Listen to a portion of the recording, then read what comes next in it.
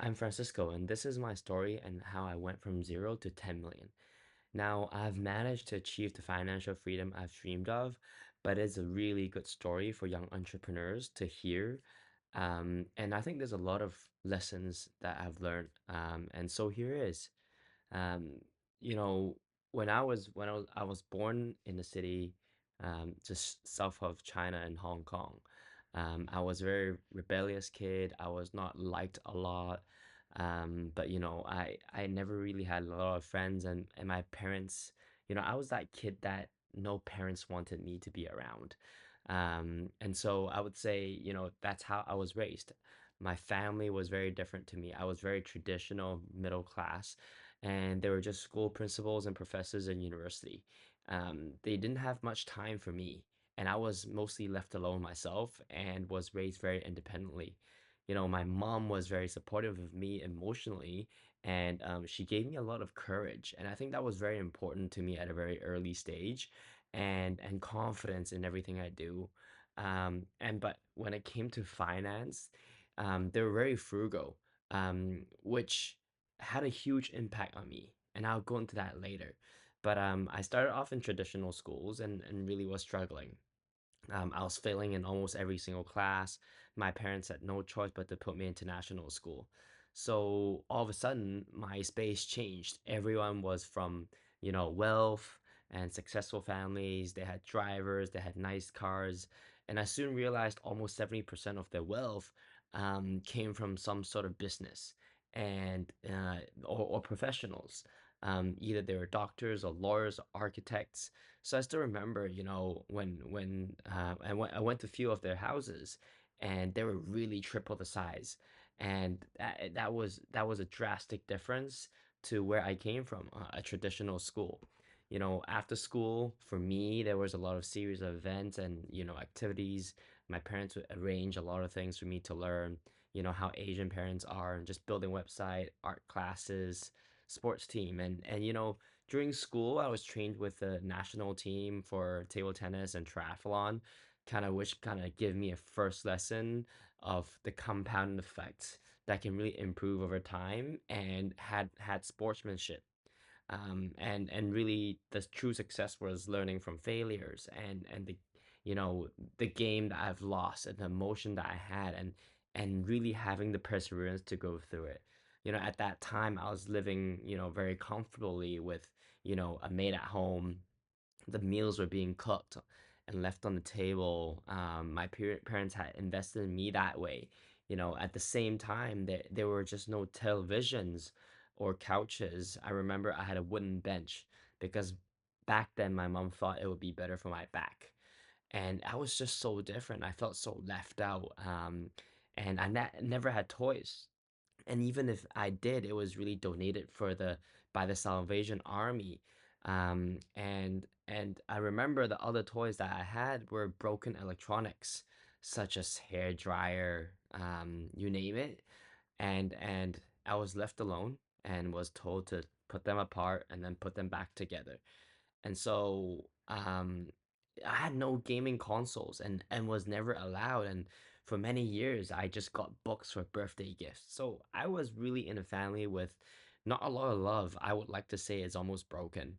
Um, but that's how my parents raised me.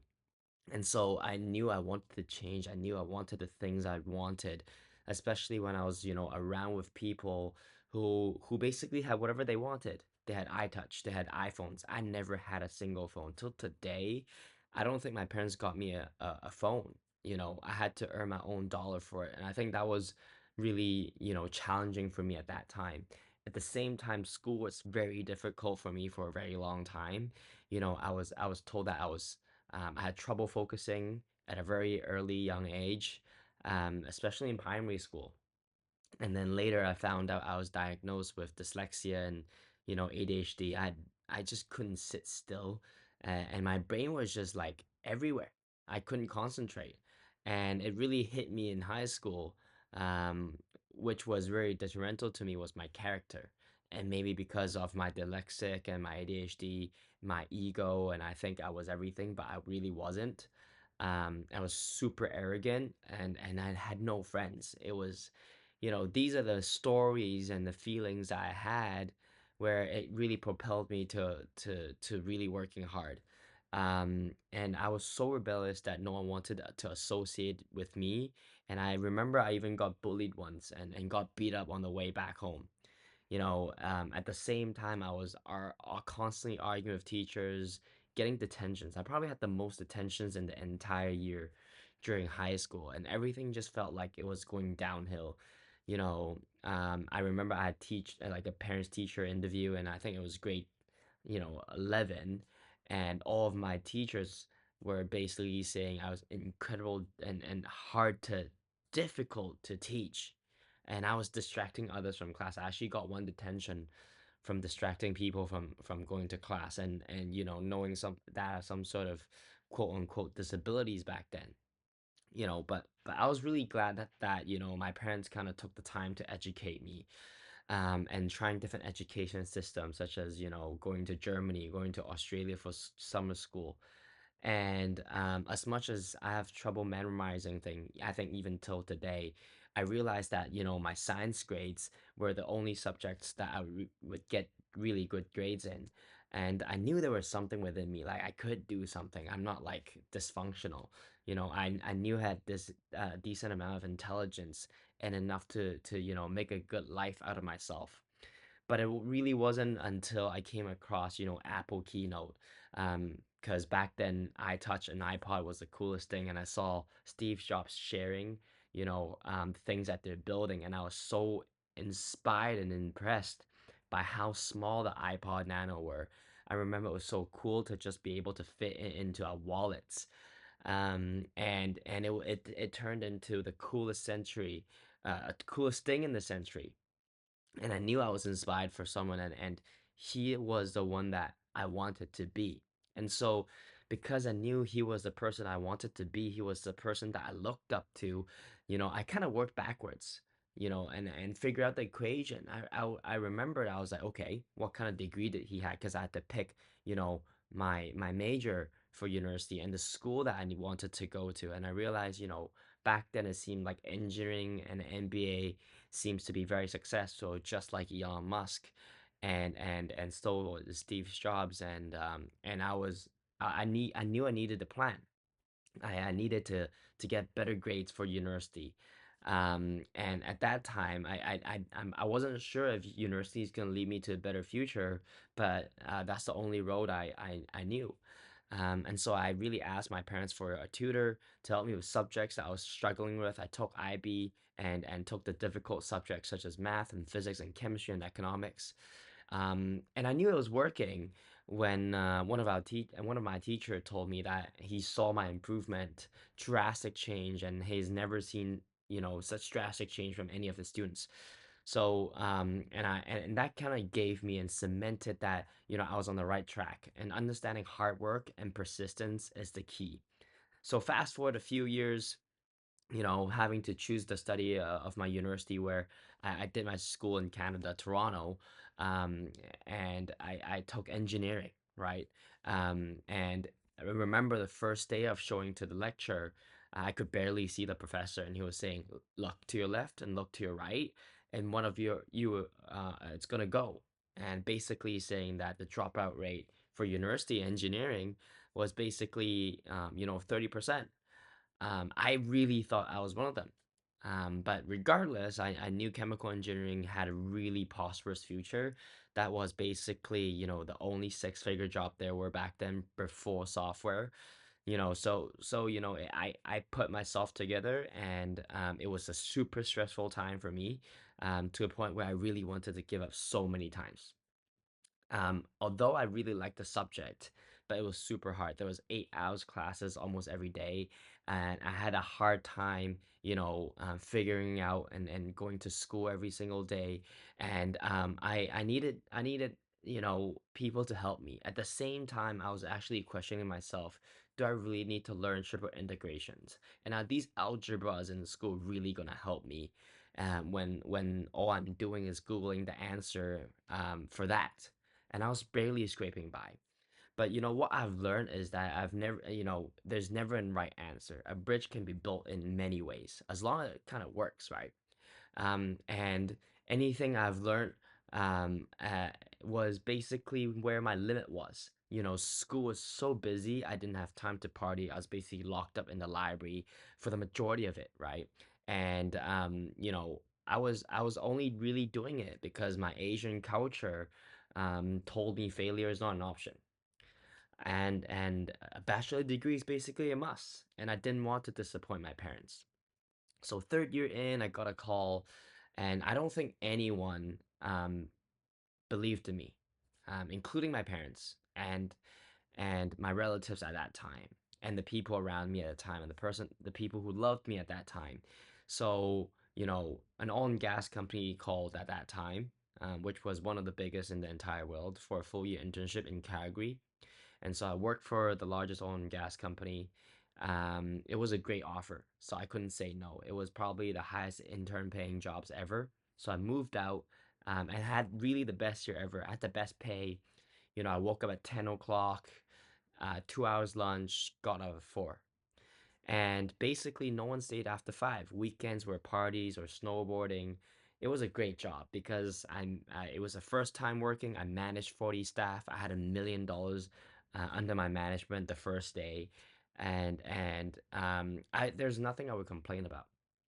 I felt like everything I was doing um, was, although automating myself because I was an engineer. So I was programming, I was doing Excel, I was doing coding, I was doing macros. And I was like, wow, I'm making myself out of job. How do I make my job more efficient? And it just seems like, you know, it was miserable to me to a certain extent where I was working Monday to Friday just so that I have the money to splurge on my weekends to feel like that was life. And so I was asking myself if this was the right way down the path. But it was hard to ignore because it was just my, you know, my first time working. And but one day, at the end, towards my end of my internship, two things happened. You know, the first thing that happened was 250 employees got laid off in one day, and it was just from our company. But at the same time, it was a layoff citywide because the entire category was based on oil and gas. And that is when I knew that there was never what we called promised stability in work. That that you know that if I worked, I thought there was a stability that, but there wasn't. At the same time, I would look at, you know, my management and also higher management, such as my VPs and, you know, my CEOs, and looking at their age and looking at their income, and really telling myself there's no way that I'm gonna spend another 30 years just to climb three more ladders up. I just felt like it was pointless at that time. And so I knew I had to look for a business, which would be a way out, because I knew working wasn't going to bring me to the finance freedom that I wanted to. And I was actually looking at something that was low risk because I didn't have a lot of capital when I was working. Um, so, you know, eventually I started with e-commerce, and that's where I picked. And so now I'm actually doing really well in e-commerce and going through a lot of different businesses. I finally understood the essence of running a business. And now with all that knowledge, I finally understand what it means to be a valuable person, to have all the qualities, to understand how to run a business, to how to pick a product. And I can really just replicate it. And that worked for a short term period of time until Pepsi called me again through my school and decided to hire me. So it was hard to reject because Pepsi was one of the companies that I looked up to. It was a big corporate company that was a household name. It was cool to work with. And, you know, what was shocking to me was that my salary was got cut in half. I then understood picking the right industry, picking the right people to work with would make a drastic difference. I didn't change. I was the same person. I had more experience than before, but yet my salary got cut in half just because F&B and what we call FMGC industry just didn't make as much as on gas did. And so I did talk up the opportunity and I worked there. It was so tough, because I had to drive to work for the first time and I hated it because I'm not a morning person. At least I didn't think I was. And so waking up was really tough. And it was snowing outside and the drive to work and it was working shift. It was long hours. I basically smelled like chips and Doritos by the end of the day. And honestly, it felt like a rat race even more because it was longer shift and it was half the pay. And I remember I almost crashed one day driving to work. I'm not sure if you had that experience, but I was thinking, commuting was kind of dangerous, especially when I'm exhausted, sleeping on the road, for example. And I almost fell asleep one time. And I was telling to myself, I did not want to trade my life for money, nor did I want to trade my time for money. And so I decided to quit early. And I remembered that because I quit, there's nothing that I relied on. So I was basically jobless at that time. I was homeless because I didn't have a home. I was just renting, and I was struggling to figure out what's next. So I went back to Shopify because that was what worked. And Shopify is basically an e-commerce, um, platform. So I started looking along, as how I could scale it. It started really slow. It was like $5, $10. It wasn't enough to stay save my life. And soon I realized traffic was everything. That was at the start of drop shipping. And if you ask me today in 2025, drop shipping to me just wouldn't work. With the amount of drop shippers out there teaching you how to make products, it's just not the way. And I was so lucky that I was able to scale $1 million brand um, through branding. Without branding, you won't get anything. Because product, everyone can find it on those platforms, whatever platform you decide to hunt on. So I went through a lot of things. I created, different content from posting Instagram to reaching out to affiliates and, emailing for product reviews. And for a few months, for the first few months, it was $10,000 a month. Orders were flying in. I was screaming. I was super happy. I remember my phone was nonstop beeping and it was like Shopify sound, if you know what I mean. It was also very sweat intensive because I had to pack the orders myself. I have to order the inventory and, package every single thing. And I have to bring it to the post office with public transportation because I had to cut my costs down and I didn't want to, turn my gas on for my car. It was hell. And eventually it came to an end because I got a notice from a really large brand at that time saying that we have very similar styles. I had no clue back then because it was women's clothing. And maybe I took some of the styles, which I didn't know. I was really shocked and surprised. I didn't know how to handle it. So basically, I had to shut that down because it was legal matters. Though I did make my first 10,000 that way through ecom. So this was still when I was in university.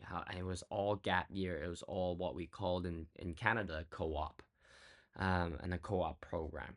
And so during my last year of university, I decided to start again a P2P, peer-to-peer lending platform as a part of an incubation program. And I pitched to investors.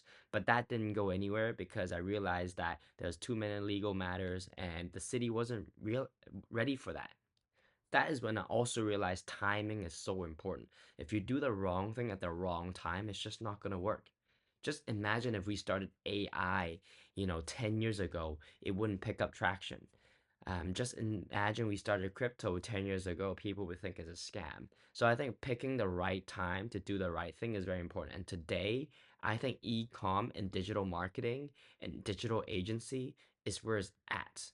And at least that's how I scaled everything to 10 million. So then I pivoted to Kickstarter. I ran a Kickstarter. It worked. I started with an idea, and I did the whole website thing, and I pitched it. I did a whole video, and then, again, that was a $10,000 month and a $10,000 product. That is also when I realized that product selection is super important, and understanding market needs and desires is also very important. And so during my last summer break, I also set up a beverage shop selling coconut water. So basically, I've tried a lot of different things, not just e-commerce. And that is where my all my experience came from. I remember sales were great when I started my beverage shop.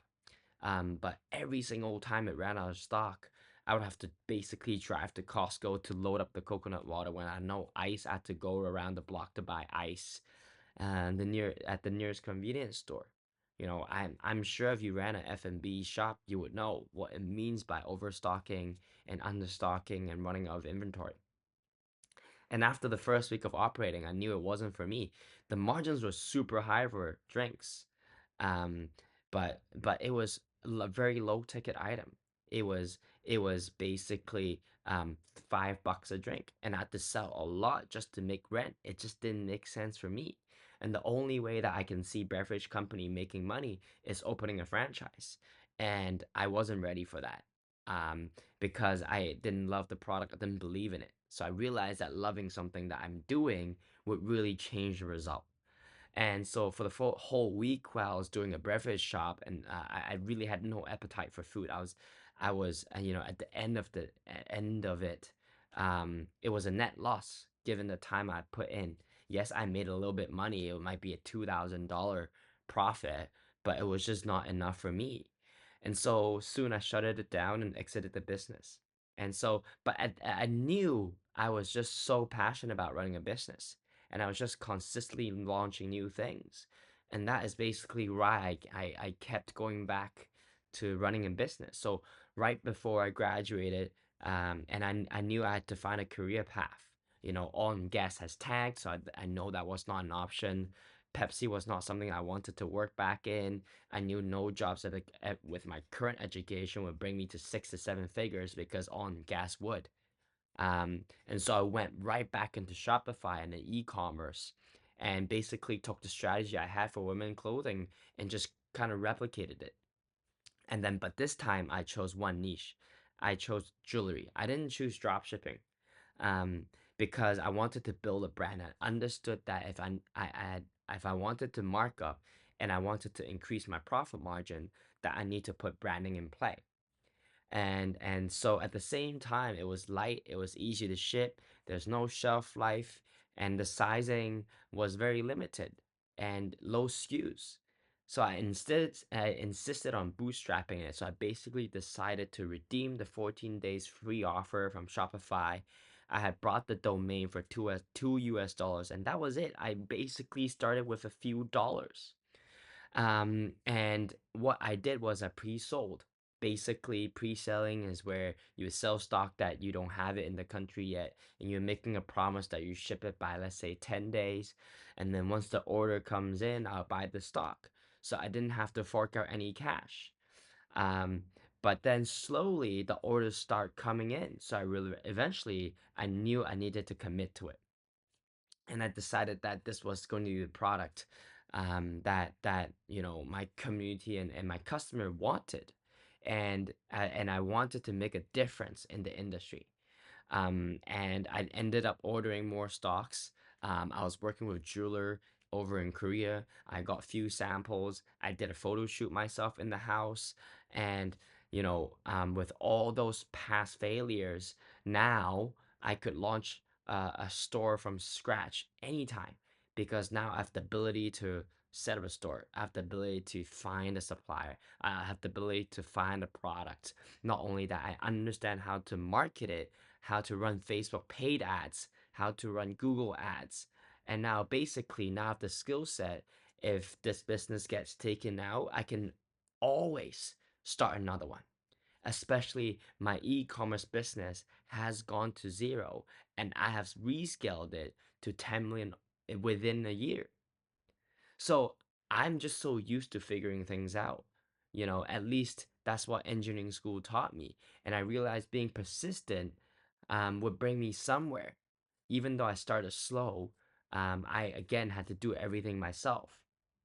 Now, once everything kind of started working, I decided to fly back to Hong Kong, where I would set up offers properly. And yes, I was living in a very, very small apartment in Hong Kong because I had no money and I had no family because my entire family was in Canada back then. And so I had to bootstrap, and I was running alone.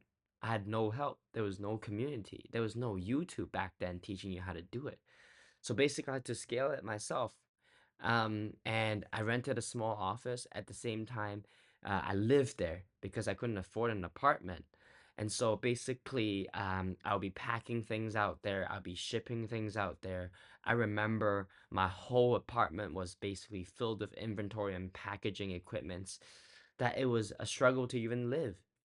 I remember I had to limit my food, and my living cost, to $5 a day. And because I need to put every single thing into the business. That's just how my parents raised me, you know. And I was off from there. I did $200 for the first day, 10,000, 100,000, 1.5 million a month, and then it was 10 million a year, and it went from there. The business grew over years, and I started spending the money, as you do, buying luxury, buying watches, traveling, and it really earned me the financial freedom that I wanted. Now that I have few properties to collect rent. And so, I'm this just by the end of the day, giving and providing value to all my customers, is actually something that I really enjoyed and I realized I really enjoyed. And I couldn't stop smiling, you know, when I collected all the things I wanted. I was like, wow, this is it. And now that I have everything, I'm super grateful. But I'm always building, my e-commerce, my digital marketing agency, that I've done really well in. There are times when I doubted myself throughout the journey, but I think the main thing is to never give up. And this experience really humbled me. Um, just constantly learning, and enjoying the process, and enjoying the process of learning, then the process of going down and failing, but learning from those failures. And if there's one piece of advice that I would give in this video, it's just you're like me. You're in the position to make the changes in this world. Yeah, and just enjoy the process. This is the first channel, and this is the first video, but thank you for supporting me. I'm sure I'll be releasing more content, documenting the journey, how I'm doing this, and maybe teach a thing or two if you're running an e-commerce, or if you're a traditional business looking to scale, or you're someone that has a product that is making 10,000, that is making 1 million, looking to scale double to making the $10 million. I really hope I can help you. So don't forget to like and subscribe and keep up with me, and also love the things you're doing and find the things you love to do. Have a great day.